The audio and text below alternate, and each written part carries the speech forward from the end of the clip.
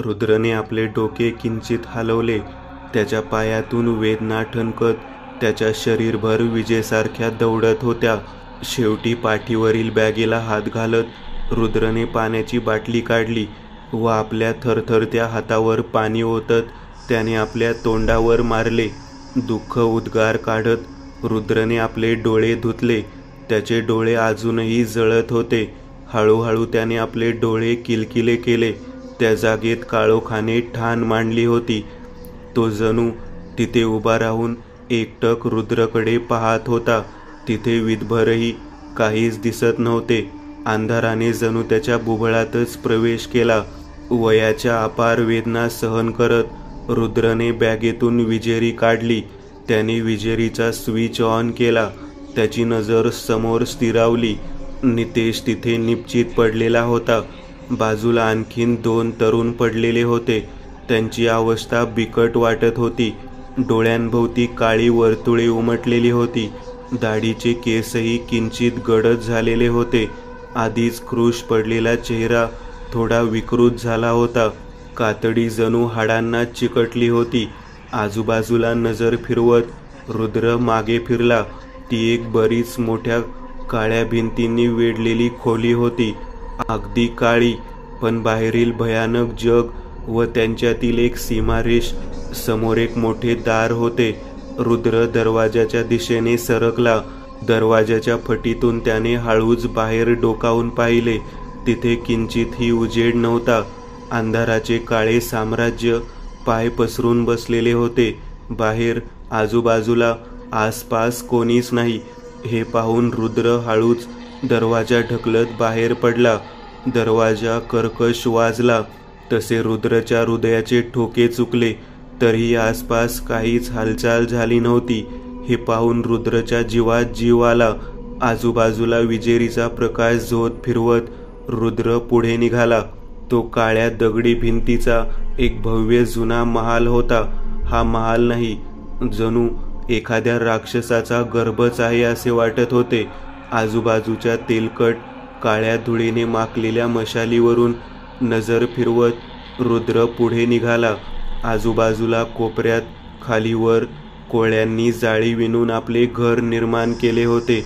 पायाखाली धूळ व पालापाचोळा, काही तुटके फुटके दगड आणि मातीचे अंश विखुरलेले होते. तेथील हवा खूपच दमट आणि किंचित दुर्गंधीयुक्त होती. तेथील छताला बटबटीत नजरेने पाहत आपले पंख फडफड करत वटवाघूळ उलटे लटकून होते.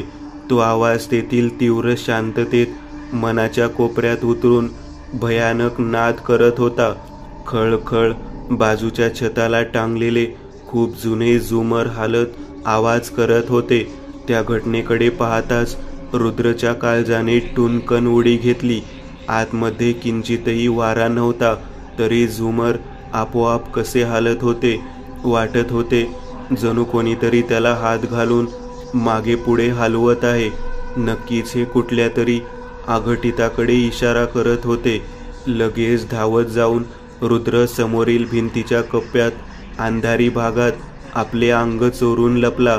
त्याने आपल्या हातातील विजेरीही बंद केली होती. रुद्र शांतपणे परिस्थितीचा अंदाज घेत तिथे उभा होता.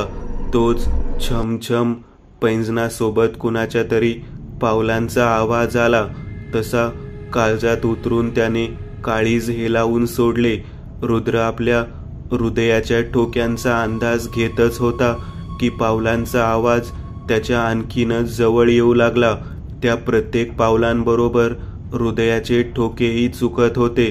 किंचित घामाच्या थेंबांनी रुद्रला ओले केले आणि एकाकी पावलांचा आवाज अगदी जवळ येऊन थांबला. रुद्र शांत उभा होता, तरी थोडीफार धाकधूक त्याला स्वस्थ राहू देत नव्हती. ते आताच समोर आले तर आपलाच तोटा आहे, कारण त्याच्याविषयी आपण काहीच जाणत नाही. अशा संघर्ष निर्माण झाला तर ते वरचढ होऊ शकेल. रुद्र विचारच करत होता की पावले परत वाजली व हळूहळू त्या भागापासून एकदम दूर गेली. रुद्रने आपल्या घशात अडकून राहिलेला श्वास सोडला आणि तेथून बाहेर पडण्यासाठी त्याने पाऊल उचलले. तोच अंधाराला चिरत एक काळपट आकृती त्याच्यावर एकदम झेपावली. रुद्र पूर्णपणे दचकून मागे सरकला, पण पुढच्याच क्षणी आपल्या हातातील विजेरी त्यावर फिरवत त्याने ती गोष्ट हाणून पाडली. धाप! ते वटवाघूळ खाली आपटले व फाड फाड पंख झाडत तेथून उडून गेले. आता सर्व शांत झाले होते. अशात रुद्रने आपल्या खिशात हात टाकत एक रुद्राक्ष बाहेर काढला. आपले डोळे मिटत, काही मंत्र पुटपुटत त्याने आपल्या हाताची मूठ उघडली.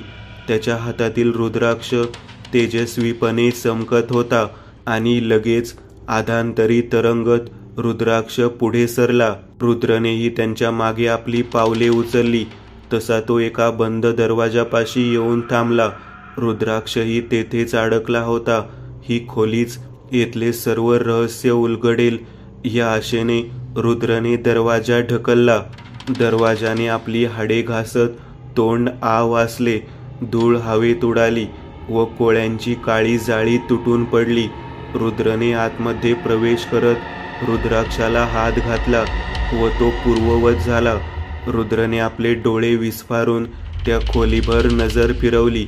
एक फोटो जणू चकाकला तसे रुद्रने निरखून तिकडे पाहिले. तो फोटो एका स्त्रीचा होता. तिचे गारे डोळे खूप जिवंत वाटत होते. जणू ती एकटक रुद्रकडेच पाहत होती असा भास होत होता. तो फक्त एक फोटो नसून स्वतः श्वास घेणारी स्त्री समोर उभी आहे की काय असे वाटत होते. रुद्रने अवतीभोवती नजर फिरवली.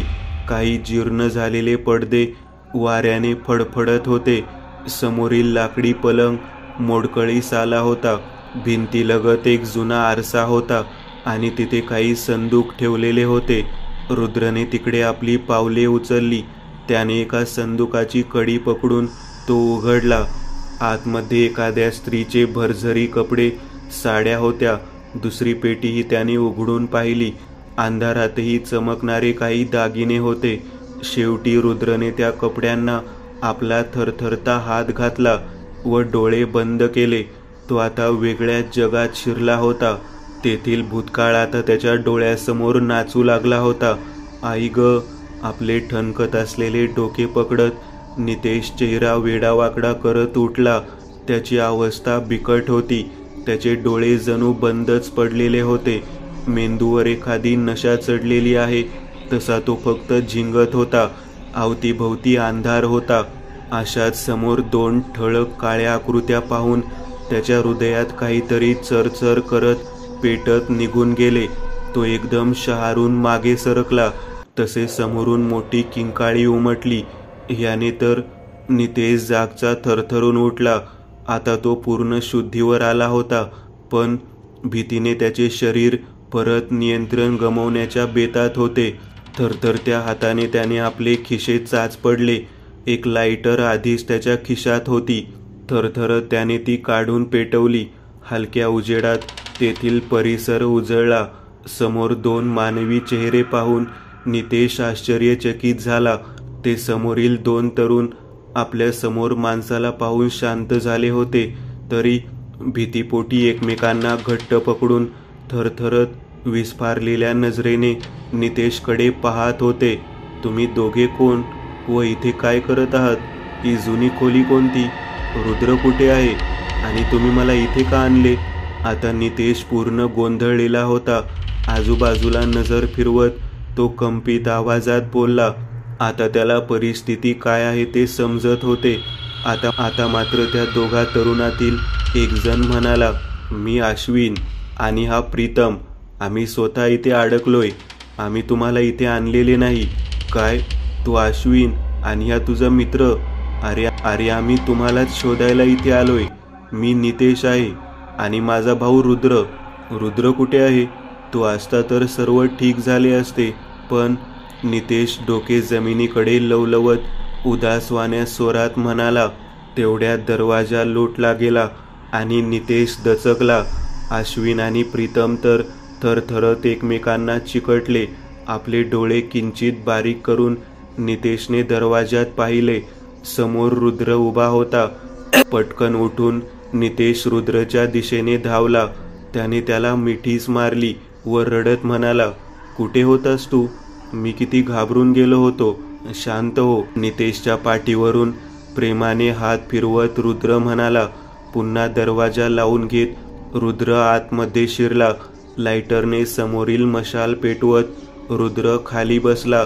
बघ रुद्र, आपण ज्यांना शोधायला आलो होतो तो अश्विन आणि हा त्याचा मित्र प्रीतम. नितेश दोघांकडे इशारा करत म्हणाला. तुम्ही दोघे बरे आहात ना? दोघांकडे पाहत रुद्रने विचारले. आपल्या सुकलेल्या गळ्यात औंढा लोटत दोघांनी फक्त मान डोलावली. लगेच समोरील बॅगची झीप उघडत रुद्रने त्यामधून चिवडा, बिस्किट, चॉकलेट, सँडविच आणि काही लाडू काढले व सोबत पाण्याच्या काही बाटल्या बाहेर काढल्या. हे खा, तुम्ही भुकेलेले असाल. रुद्र म्हणाला. 1-2 दिवसांपासून अन्न पाण्याचे दर्शन न झालेले ते दोघे पूर्णपणे त्या अन्न पाण्यावर तुटून पडले. रुद्र, आता हे दोघे सापडलेत. यांना घेऊन इथून निघून जाऊयात. नितेश त्या दोघांकडे पाहत म्हणाला. ते दोघे तर भुकेपोटी आधाशासारखे समोरील अन्न पदार्थांवर तुटून पडलेले होते. घटाघटा आपल्या कोरड्या घशात पाणी ओतत आपली तहान भागवत होते.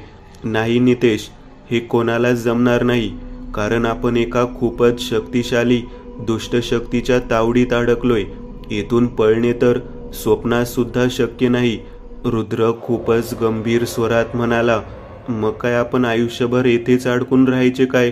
कोण आहे ती दुष्ट शक्ती? का करत आहे हे सर्व? हे गाव असे उजाड का पडलेले आहे? नितेशने लगेच रुद्रला विचारले. सांगतो, सर्व सांगतो. आधी काहीतरी खाऊन घे. आपल्यात ताकद असणे गरजेचे आहे, जेणेकरून आपण येथून सुटू शकू. आपल्या हातातील सँडविच नितेश पुढे करत रुद्रला म्हणाला. एकदाचे त्यांनी जेवण उरकले तरी त्यांचे कान रुद्र काय बोलतो हे ऐकण्यासाठी अधीर झालेले होते. रुद्रचा चेहरा तर एकदम गंभीर झाला होता. पूर्वी हे गाव एक मोठे राज्य होते. राजा विश्वविक्रम या राजाचा राजा होता. त्याने दुसरे लग्न केले, राणी कामिनीशी. ही राणी खूपच चतुर होती. तिला सर्व काळ्या जादू अवगत होत्या. संमोहन, कोणाचे शरीर ताब्यात घेणे असो, तिला सर्व अवगत होते. ती शैतानाची उपासक होती. आघोरी कृत्य करणे तिच्या डाव्या हाताचा मळ होता. आता तुम्ही माझ्या नियंत्रणात आहात. मी जे बोलेन तेच करणार तुम्ही.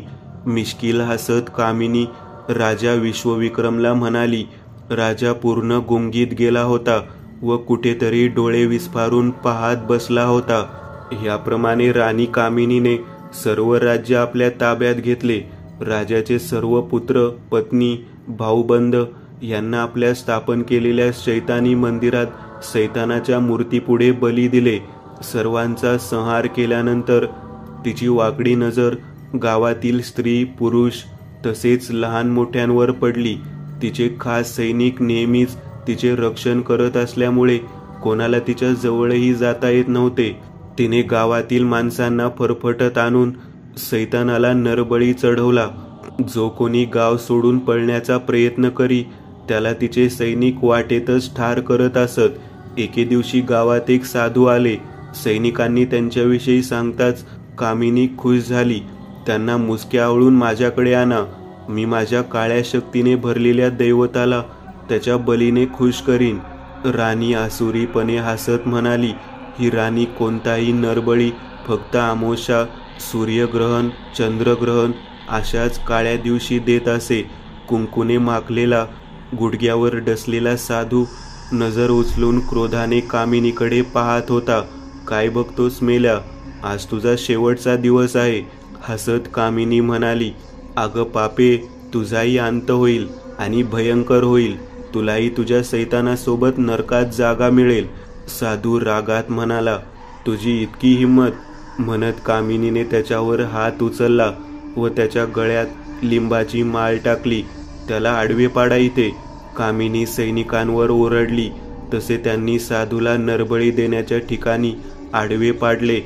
ओरडत तिने खंडक सपकन त्याच्या मानेवर फिरवले.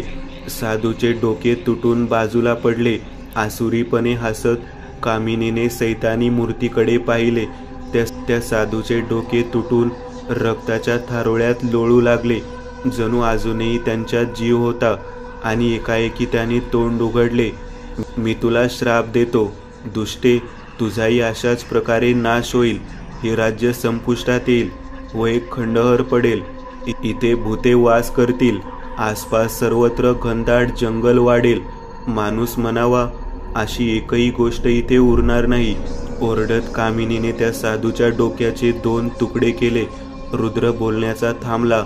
नितेश, अश्विन, प्रीतम स्तब्ध झाले होते. नंतर काय घडले रुद्र? कापऱ्या आवाजात नितेशने विचारले. नंतर एका शक्तिशाली राजाने राणी कामिनीच्या राज्यावर हल्ला केला. गावातील लोकांना गाव सोडून पळून जाण्यास सांगून त्याने महालाला वेढा दिला. राणी कामिनीने आपले सर्व तंत्रमंत्र, जादूटोणा त्यांच्यावर आजमावले, पण साधूचा श्राप खरा ठरला. विध्वंसकाप्रमाणे त्या राजाने त्यांच्यावर हल्ला केला व महालातील मोठा खजिना लुटला. तेव्हा राणी कामिनी सैतानी मंदिरात लपून बसली होती.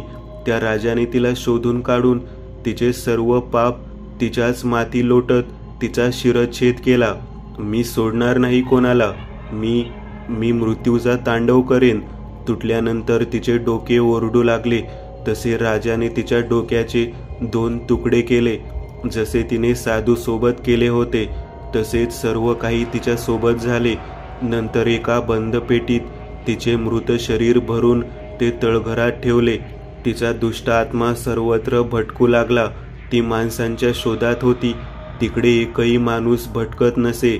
शेवटी तिने आपल्या दुष्ट शक्तीने लोकांना नियंत्रण करून ह्या गावात खेचून आणले. नंतर त्यांच्यावर ताबा मिळवून तिने त्यांना राजमहालात कैद केले. प्रत्येक अमावस्येला, सूर्यग्रहणाला व चंद्रग्रहणाला ती नरबळी देते. रुद्र बोलण्याचा थांबला. आपण कोणत्या संकटात अडकलोय हे ऐकून अश्विन आणि प्रीतम थरथरत होते. आता काय करायचे रुद्र? नितेशने कापऱ्या आवाजात विचारले. आपल्याजवळ वेळ नाही. उद्या चंद्रग्रहण आहे आणि ती आपला सर्वांचा बळी उद्याच देईल. इथून पळून जाण्याचा एकही मार्ग नाही. रुद्र जमिनीवर डोळे खिळवत शांत आवाजात म्हणाला. आपण सर्व मरणार काय? अश्विनने भेदरलेल्या स्वरात विचारले. मला मरायचे नाही. वैभवी माझ्यावर प्रेम करते. मला तिच्यासाठी तरी जगायचे आहे. पण प्रीतम अडखळला. त्याच्या डोळ्यातून अश्रू गळाले. सर्व शरीर लटकलेल्या झाडाच्या पानाप्रमाणे थरथर सुटले होते. घाबरू नका, नका घाबरू. रुद्र आहे ना? रुद्र, कोणता तरी काहीतरी मार्ग असेल ना? तिथे वहिनी तुझी वाट पाहत असेल. राजा आणि निकिताला असे सोडून जाणे. नितेशला रडू कोसळले. तो आपले तोंड लपवून रडू लागला. नितेश, रडू नकोस. काही ना काही मार्ग नक्कीच निघेल. रुद्र त्याला छातीशी कवटाळत म्हणाला. पण रुद्र, ह्या शक्तिशाली दुष्ट शक्तीविरुद्ध कोण लढू शकेल? कोण वाचवेल आपल्याला? नितेश थरथरत्या अंगाने रडत म्हणाला. तू वाचवशील. होय, तूच वाचवशील सर्वांना. रुद्र गंभीर आवाजात म्हणाला. मी? पण कसे काय? थरथरत्या आवाजात रुद्रकडे पाहत नितेशने विचारले. कोणतीही दुष्ट शक्ती कितीही शक्तिशाली का असेना, मात्र तिचा विनाश निश्चित आहे. इतिहास साक्षी आहे. आता मी काय बोलतो कान देऊन ऐक, म्हणत रुद्रने आपला आवाज किंचित कमी केला व नितेशला म्हणाला. उद्या जेव्हा ती आमचे बळी देण्यात व्यस्त असेल तेव्हा तू तळघरात तिचे ते शरीर शोधून जाळून टाक. त्यामुळे ती मुक्त होईल. नाही रुद्र, मी तुला सोडणार नाही. नितेश म्हणाला. तुला हे करावेच लागेल. नाही रुद्र, म्हणत नितेश रुद्रच्या गळ्यात पडून रडू लागला. ती वेळ आली होती. अश्विन, प्रीतम थरथरत बसलेले होते तर रुद्र नितेशला धीर देत होता. हा घे खंजर, ही लायटर आणि या विभूतीच्या गोळ्या तुझ्या जवळ ठेव. जाताना येथील मशाल घेऊन जा. रुद्र म्हणाला. रुद्र, तू माझा प्राण आहेस. मी तुला मरणाच्या दारात टाकून जाणार नाही. हे काम तू कर. मी त्या दुष्टेजवळ माझा बळी द्यायला जातो. तिथे वहिनी आपल्या पोटाच्या गोळ्यावर हात ठेवून तुझी वाट पाहत असेल. तिच्यासाठी तरी हे कर. भरलेल्या आवाजात, पाणावलेल्या डोळ्यांनी नितेश म्हणाला. आपल्या गळ्यातून रुद्राक्षाची माळ काढत रुद्रने ती नितेशच्या गळ्यात घातली.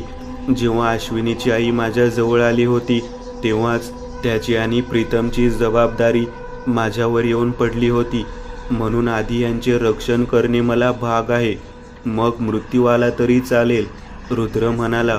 पण रुद्र, नितेशचा शब्द त्याच्या गळ्यातच अडकला. रुद्रने नितेशला एक घट्ट मिठी मारली व आपल्या हातातील लाल लिंबू त्याच्याकडे सोपवले. रुद्र त्याच्या डोळ्यात पाहतच होता, जणू तो बोलत होता, ही शेवटची मिठी आहे माझ्या भावा. तोच दरवाजा धाडकन आपटत उघडला.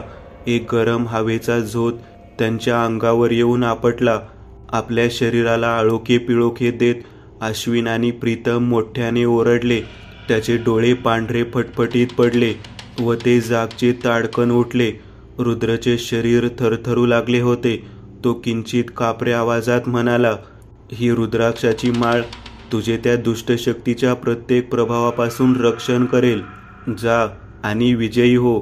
म्हणत रुद्रने त्याच्या कपाळाचे चुंबन घेतले. संपूर्ण महालात आता हसण्याचे, मंत्र उच्चाराचे आवाज घुमले होते. त्याने तर महाल हादरून उठला होता. नितेश खाली वाकला. बॅगेतून रुद्रची पिशवी काढत त्याने ती रुद्रच्या गळ्यात टाकली. रुद्र, माझ्या भावा. रडत नितेशने रुद्रला मिठी मारली. रुद्रचे शरीर एकदम खासऱ्यात जखडल्याप्रमाणे ताणले गेले. अश्विन आणि प्रीतम दरवाजातून बाहेर पडले तसे रुद्रची पावलेही उचलली. नितेश, घाबरू नकोस, हिमतीने तोंड दे, म्हणत रुद्र बाहेर पडला. नितेश भरलेल्या डोळ्यांनी रुद्रकडे पाहतच राहिला. शेवटी आसवे पुसत तो भिंतीजवळ गेला व आपल्या थरथरत्या हाताने त्याने मशालीला हात घातला. त्याच्या डोळ्यातील अश्रूत स्वारीचा पिवळा प्रकाश चकाकत होता. नितेशची थरथरती काळी सावली लांबट होऊन मागच्या भिंतीवर जाऊन स्थिरावली होती, जणू मागे सैतानच उभा होता. नितेशने थरथरता हात खिशात घातला. आधीच रुद्रने मंतरलेले निंबू त्याला देऊन ठेवले होते. त्याचा लाल प्रकाश जणू रक्त गाळत होता. नितेशने ते हातातून सोडताच अंधारात घसरले व चेंडूसारख्या उड्या मारत पुढे सरकले. नितेशनेही त्याच्या मागोमाग पावले उचलली. रुद्र स्वतःवर नियंत्रण मिळवू पाहत होता, पण त्याचे शरीर कृत्रिमरित्या हालचाल करत होते. एक त्याच्या मनावरचा त्याचा ताबा होता. समोरील एका मोठ्या दरवाजातून मंत्राचा गोंगाट, हसणे, खिदळणे पुराच्या लाटेप्रमाणे बाहेर पडत होते. बघताच क्षणी अश्विन आणि प्रीतमने त्या खोलीत पावले टाकली. रुद्र स्वतःला थांबवण्याचा प्रयत्न करत होता, पण पुढच्याच क्षणी त्यांनी आतमध्ये प्रवेश केला. समोर एक मोठे हवनकुंड अग्निज्वाळासह भयानक धूर रोखत उभे होते. आजूबाजूला मानवी हाडे, कवट्या जणू डोळे फाडून तो अघोरी प्रकार बघत होते. शरीर हादरवून सोडणारी एक दुष्ट चेटकीन समोर बसलेली होती. अंगावर काळे कापड, हातात मानवी मांडीचे हाड, डोळ्यात जणू इंगळे पेटत होते. कुरूप दुर्गंधीने भरलेली, पण तितकीच भयानक. तिच्या तोंडातून हजारो घंटानादाप्रमाणे मंत्र उच्चाराचा स्वर बाहेर पडत होता. बाजूलाच छताला जाऊन टेकलेली एक शैतानी मूर्ती होती, भेसूर. आजूबाजूच्या अंधारातून मार्ग काढत नितेश पुढे सरकत होता. पावलांच्या प्रत्येक ठोक्यावर हृदयाचे स्पंदन वाढत होते. आजूबाजूला कधीही न अनुभवलेली भयानक शांतता. त्याच्या श्वासांचा आवाजही त्याला ऐकण्यास भाग पाडत होते. टप टप, जणू मागून पावले वाजली. अगदी अंगभर शहारून नितेश मागे फिरला. त्याचा श्वास जणू रोखला. विस्फारलेले डोळे अंधारात फिरवत त्याने आजूबाजूला पाहून खात्री करून घेतली, कोणी आहे तर नाही ना. तिथे खरोखरच कोणी नव्हते, पण कुणास ठाऊक काही पावलांवर उभा राहून असा टकामका बघणाऱ्या अंधारात कोण लपून बसले असेल. तेवढ्यात वेगात त्याच्या पाठीला अगदी घसरून कोणीतरी निघून गेले. मशालीची ज्योतही फडफडली. झटकन मागे फिरत नेमका कोण आहे हे पाहण्याचा नितेशने प्रयत्न केला. अंधार आणि प्रकाशाच्या रेषेवर काळसर धूर जणू वेगात अंधारात सामावला. असे नितेशला जाणवले. त्याच्या शरीराला जणू 440 वॉल्टचा करंट लागल्यागत त्याचे शरीर थरथरत होते. हृदय जणू आतून हाका देत होते, आता बास, नाहीतर भीतीने गारठेन. हे तर मला वाटले होते तितके सोपे नाही, लई खतरनाक आहे. आपल्या कोरड्या घशात औंढा ढकलत कापऱ्या स्वरात नितेश स्वतःलाच म्हणाला. आसुरीपणे हसत तिने तिघांच्या तोंडाला कुंकू फासले आणि लिंबाची माळ त्याच्या गळ्यात घातली. कोण मरणार तुमच्यातील प्रथम? घोगऱ्या आवाजात तिने विचारले. अश्विन आणि प्रीतम तर शांत पडलेले होते, पण रुद्र आपल्या शरीरावर नियंत्रण करण्याच्या प्रयत्नात त्याला झटके देत होता. तू स्वतःला जास्तीच हुशार समजतोस काय? चल उठ, सर्वात आधी तुझेच डोके उडवते. अगदी लाटेप्रमाणे गरजत रक्ताळलेल्या खंडगावरून आपला हात फिरवत ती म्हणाली. बहुतेक तिची आज्ञा रुद्रच्या शरीराने ऐकली होती व ते उठून बळी देण्याच्या जागेवर जाऊन आडवे पडले. कित्येकांना दुष्टशक्तीच्या कचाट्यातून वाचवणारा रुद्र आज स्वतः असहाय्य झाला होता. गुपचूप माझ्या खोलीत शिरून माझाच भूतकाळ पाहिलास. तुझ्या हिमतीची दाद द्यावी तेवढी कमीच, आणि वरून आपल्या भावाला माझे शरीर जाळण्यासाठी पाठवलेस. म्हणत तिने दात विचकले. चूक केलीस तू, चूक. तोही वाचणार नाही, कारण तिथे माझे सैनिक माझ्या अस्तींचे रक्षण करत असतात, ती परत म्हणाली. लिंबू घरंगळत भिंतीआड सरकले. त्या काळ्या भिंतीमध्ये एक अरुंद मार्ग होता. लिंबू टणटण उड्या मारत त्यात शिरले. नितेशने आपली थरथरती पावले पुढे उचलली. त्याचा श्वास जणू फुलला होता. काळी जलद गतीने धडाधड आपटत होते. अचानक जणू मागून कोणीतरी वेगात सरकले, कारण हवेचा एक तीव्र झोत नितेशच्या पाठीवर आपटला होता. पटकन वळून नितेशने समोर पाहिले. मागे कोळशासारखे काळे धूर फडफडत फिरत होते. पुढच्याच क्षणी त्याने नितेशच्या श्वसन क्रियेद्वारे पोटात प्रवेश केला. जणू आपण काहीतरी कडू पदार्थ खाल्ला असे नितेशला वाटले.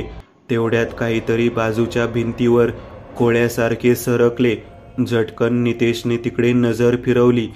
जणू तंदुरी कोंबडीच काळ्या धुरात लपेटलेली असून भिंतीवर हालचाल करत अंधारात निघून गेली. त्या जळक्या गोष्टीतून आलेला वास अजूनही नितेशच्या नाकात दरवळत होता. एक अज्ञात गोष्ट हळुवारपणे नितेशच्या काळजाला हात घालण्याचा प्रयत्न करत होती.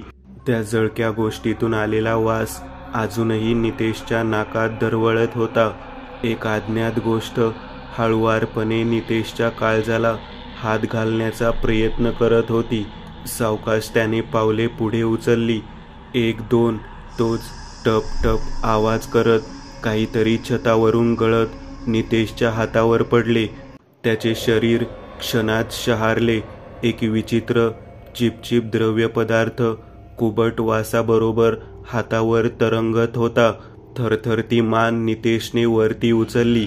एक किंचित छोटे खोल वर्तुळ छतावर होते, अगदी खोल गेलेले, आणि त्यात काहीतरी चकाकत होते. जणू हा एखादा डोळाच त्या खाचेतून एकटक बघतोय. नितेशला काही कळणार तोच त्याच्या पायाला एक थंड स्पर्श जाणवला. तो पुन्हा दचकला. त्याने पटकन नजर खाली फेकली.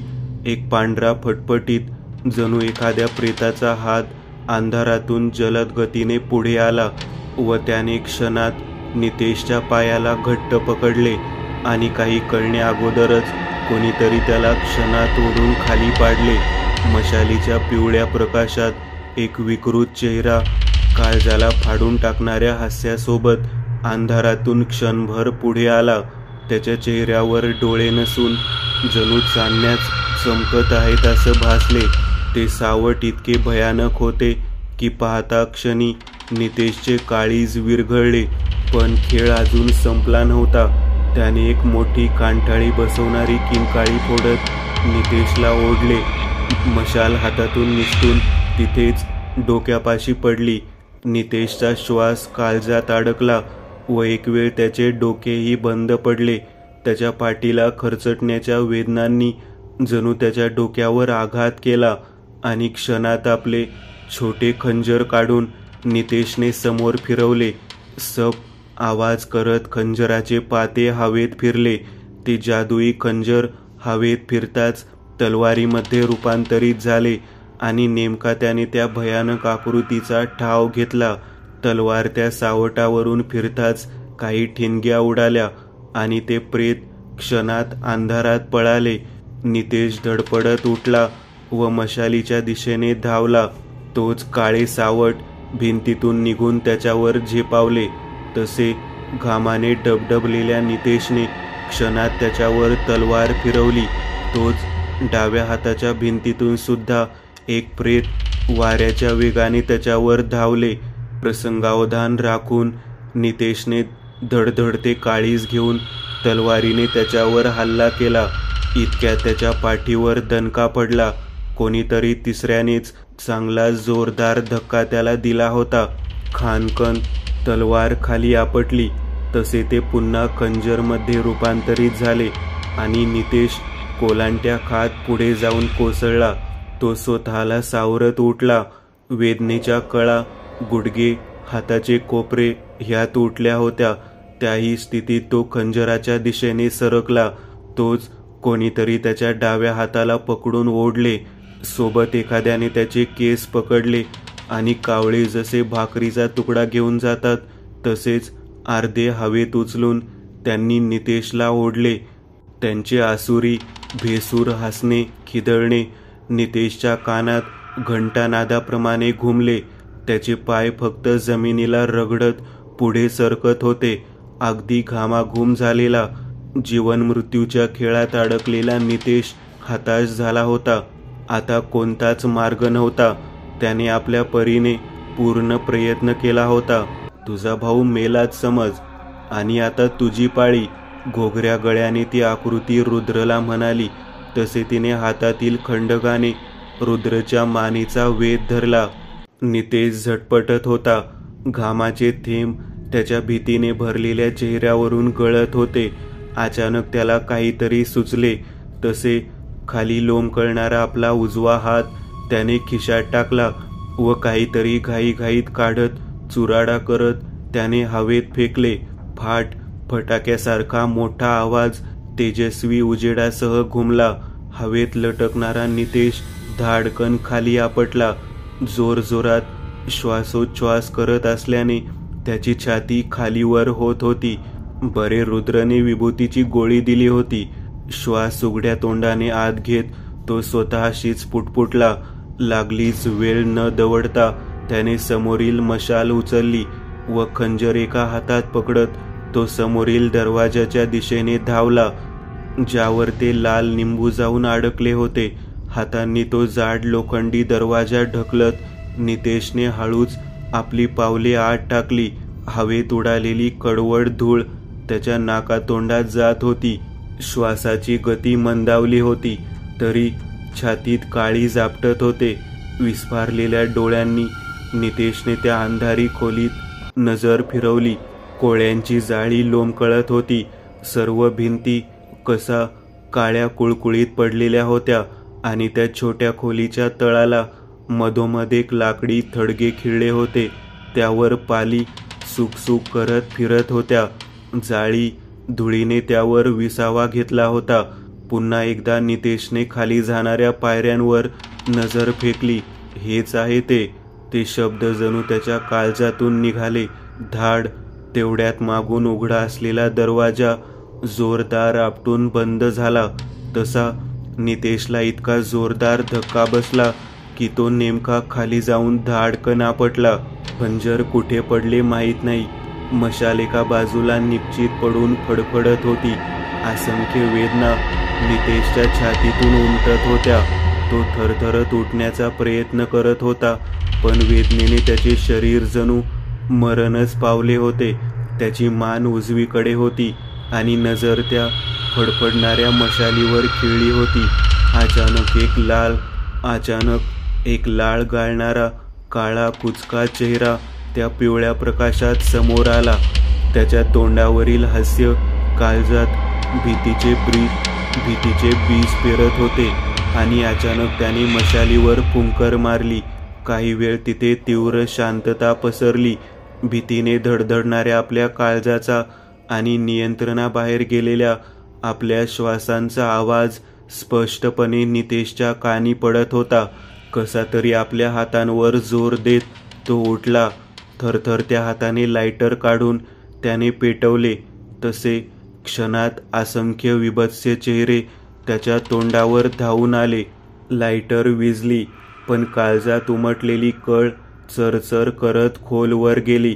जोरजोरात श्वासोच्छ्वास करत नितेश मागे सरकला. आसपास असंख्य चमकदार डोळे त्याच्यावर खिळून होते. ते दृश्य जणू काळ्याभोर अवकाशात चांदणे दिसावे तसे होते. पण पुढच्याच क्षणी चाऱ्याच्या पेंडीप्रमाणे कोणीतरी नितेशला उचलून हवेत भिरकावले. धाड धाड. नेमका नितेश त्या लाकडी पेटीवर आपटला आणि त्याचे झाकण उघडून खाली पडले. आतमध्ये दाटून राहिलेला कुचका कुबट वास बाहेर धावून आला. त्याबरोबर वटवाघळांनी चित्कार सुरू केला. नितेश तर आपले डोके जमिनीत खुपसून शांत पडला होता. तुझा भाऊ गेला, आता तुझी बारी. किन्नरी आवाजात ओरडत तिने खंडक वेगात रुद्रच्या मानेवर फिरवले. सप सन हवेला चिरते धारधार रक्ताळलेले खंडक रुद्रच्या मानेच्या दिशेने धावले. एकदम त्याच वेळी आगीची लाट उसळी मारून सिंहासारखी त्या भयानक स्त्रीच्या तोंडावर आपटली आणि ती थरथरत किंकाळत खाली आपटली. तिच्या हातातील खंडक केव्हाच निष्ठून बाजूला आपटले होते. तिच्या काळ्या भयानक चेहऱ्यावर लाल चट्टे क्षणात उमटले. अद्यापही त्यातून धूर बाहेर पडत होता. जमिनीवर पडलेल्या अवस्थेत तिने आपले डोळे विस्फारून नजर वरती उचलली. तिच्या डोळ्यांच्या बुबुळ्यात धगधगत्या ज्वालांचे प्रतिबिंब दिसत होते. रुद्रचे शरीर हवेत अधांतरी तरंगत होते आणि त्याच्या शरीराने एखाद्या ओंडक्यासारखा पेट घेतला होता. रुद्रने आपली जळजळीत नजर त्या सावटावर टाकली. नितेशने आपली थरथरती मान उचलून समोर पाहिले. ते थडगे उघडे पडलेले होते व त्यातून निखाऱ्यांसारखा लाल प्रकाश बाहेर डोकावत होता. अगदी लटपटत थरथरत कसा तरी उठत आपटत तो डुलक्या खात उठला. आपल्या उजव्या हातात घट्ट पकडून ठेवलेल्या लायटरकडे त्याने पाहिले आणि एक वेळ त्या पेटीकडे.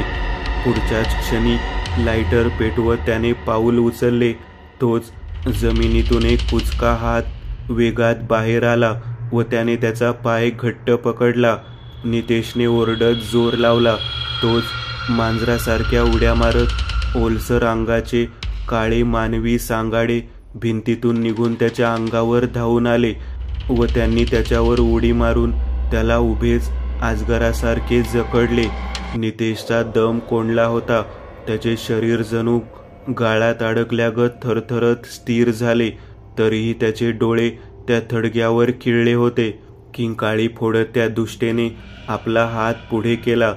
तसे खंडक हवेत उडून तिच्या हातात येऊन स्थिरावले आणि ओरडत ती रुद्रवर धावून गेली. रुद्रने आपले हात पुढे करताच त्यात मोठा अग्नीचा गोळा साठवला व त्याने क्षणात तो गोळा त्या आसुरी स्त्रीवर फेकला.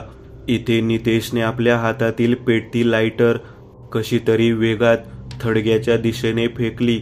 अगदी घोंगावत जाऊन नेमका लायटर त्या पेटीत पडली आणि तिने क्षणात भपकन पेट घेतला. इथे अग्नी ऊर्जा आपटताच धाडकन ती दुष्ट स्त्री जमिनीवर कोसळली व तिच्या शरीराने क्षणात पेट घेतला. तिच्या तोंडातून असंख्य वेदना किंकाळ्या फुटत होत्या, ज्या आजपर्यंत तिने दुसऱ्यांना दिल्या होत्या. आणि त्याच वेळेस संपूर्ण महाल एकदम हादरला आणि महालाचा कसळ धाडकन खाली कोसळला. नितेश गुडघ्यावर खाली आपटला. त्याला जितका घ्यावा तितका श्वास अपुरा वाटत होता.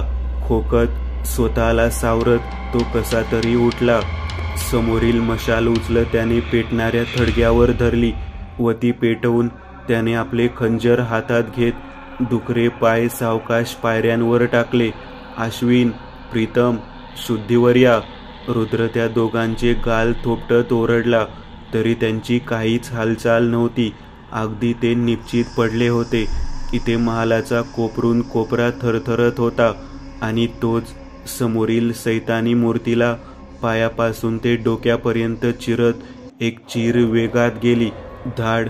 पुढच्याच क्षणी ती मूर्ती जमीनदोस्त झाली व तिचे डोके त्या पेटणाऱ्या धडावर आपटून दुभंगले आणि त्याचे 2 भाग होऊन त्यावर स्थिरावले. रुद्रने लगेच पिशवीतून मंतरलेल्या पाण्याची बाटली काढली व तेच पाणी हातावर ओतून दोघांच्या तोंडावर शिंपडले. तसे ते गाढ झोपेतून खडबडून उठावे तसे एकदम दचकून उठले. चला लवकर इथून पळा! ओरडत रुद्रने त्यांचे हात पकडून त्यांना त्या खोलीतून ओढत बाहेर काढले. रुद्र, माझ्या भावा! नितेश भरलेल्या गळ्याने ओरडत रडत त्या ढासळणाऱ्या महालात फिरत होता. नितेश! ती हाक कानी पडताच नितेश झटकन मागे फिरला. समोर रुद्रला उभे पाहताच त्याचा जीव एकदम हर्षित झाला व तो धावला. रुद्रनेही धावत जाऊन त्याला मिठी मारली. रुद्र, तू बरा आहेस ना? रडत नितेशने त्याला विचारले. होय, पण सध्या आपल्याला इथून निघावे लागेल. रुद्र बोलतो न बोलतो तोच समोरील खांब धाडकन कोसळला आणि झुमर छतालाहून निखळून खाली आपटले. चौघांनी लगेच तेथून पळ काढला व मुख्य दरवाजाकडे धावले. पण रुद्र, आपण या महालात आलोच कसे काय? नितेशने त्याला विचारले. नितेश, ही वेळ बोलण्याची नाही, रुद्र म्हणाला. तोपर्यंत ते दरवाजापर्यंत येऊन पोहोचले. तो उंच लोखंडी दरवाजा चौघांनी संपूर्ण ताकद लावून उघडला आणि लगेच त्यांनी बाहेर उड्या टाकल्या. संपूर्ण महाल गडगडाट करत एकदम तुटून फुटून जमिनीवर खिळला. सकाळचा उजळा अवकाशात चमकत होता आणि जंगलातील पक्षी किलबिलाट करत होते. तरीही वातावरणात अंधार आणि धुके दाटले होते. हळूहळू चालत ते महालापासून थोडे दूर आले. त्यांनी त्या टेकडीवरून खाली खंडहर पडलेल्या गावावर नजर फिरवली. चला आत जाऊयात, म्हणत रुद्रने पावले उचलली. पण रुद्र, तुला हेच विचारायचे की आपण गावातून महालात कसे आलो? ती दुष्टशक्ती आपल्या सावजाच्या मनावर नियंत्रण करून त्याला अगदी रस्त्यापासून ते गावापर्यंत आणि गावापासून ते महालापर्यंत घेऊन येत असे. तुम्हाला जो मार्ग दिसत असे तो सुटकेचा नाही तर ते महालाचे दार होते. आतापर्यंत त्यांनी त्या गावात प्रवेश केला होता. त्या धुक्यातून आणि अंधारी कोपऱ्यातून वाट काढत ते पुढे सरकत होते. तेथील शांतता त्यांच्या हृदयाला टोचत होती. भीतीने आणि थंडीने त्यांच्या अंगावर काटा उभा राहिला होता. हवा सावकाश घोंगावत त्यांच्या अंगाला स्पर्श करत निघून जात होती. जणू कोणीतरी त्याआड त्यांना हात लावत होते. कानात शिट्टी वाजवणारी हवा हळूच काहीतरी पुटपुटत होती. मध्येच कुठेतरी काहीतरी आपटायचे तर काही कुजबूज ऐकू यायची, नाहीतर पावलांचा आवाज यायचा. त्याने तर त्यांचे काळीज पाणी पाणी झाले होते. त्या भर थंडीतही त्यांच्या अंगाला घाम फुटला होता. मेली ती दुष्टा, मेली! एक घोगरा आवाज नितेशच्या कानात वाजला. त्याचे शरीर त्याबरोबर हादरून उठले. नितेश थरथरत्या कापऱ्या आवाजात बडबडला. त्याबरोबर रुद्रने आपल्या तोंडावर बोट ठेवत त्याला शांत राहण्याचा इशारा दिला. आईच वेळात सूर्याचा कोवळा प्रकाश अंधाराला चिरत त्या गावावर पडला व सर्व उजाडले. तसे चौघांना तेथून बाहेर पडण्याचा मार्ग दिसला आणि ते लगबगीने तेथून बाहेर पडले. गावातून बाहेर येऊन एका ठिकाणी थांबून त्यांनी दम घेतला व त्या उजाड गावाकडे पाहिले.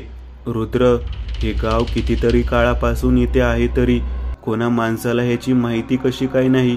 नितेशने एकटक त्या गावाकडे पाहत रुद्रला विचारले. कारण ह्या श्रापित गावाला पाहणारा आजपर्यंत कधी जिवंत उरला नव्हता, रुद्र गंभीर आवाजात म्हणाला. तसे त्याची नजर एका बाजूला पडलेल्या रंगाच्या डब्यावर व एका लाकडी फळीवर पडली. बहुतेक कोणीतरी आले होते ज्याला ह्या गावाचे रहस्य ठाऊक होते. तो लोकांना सावध करण्यासाठीच आला होता, पण स्वतः भयंकर शक्तीपासून अनजान होता. रुद्रने डब्बा उघडला व लाकडी फळीवर त्या लाल रंगाने लिहिले, सावधान, पुढे श्रापित गाव कोंबडा आहे. व ती फळी समोरीलच एका झाडाला टांगली. रुद्र हे का? ती दुष्टशक्ती तर मेलेली आहे ना? नितेशने त्या फळीकडे पाहत विचारले. त्यावर रुद्र म्हणाला, दुष्टशक्ती संपुष्टात आलीये, परंतु या गावाचा श्राप अजूनही जागृत आहे. हे गाव नसून भूतांचे घर आहे.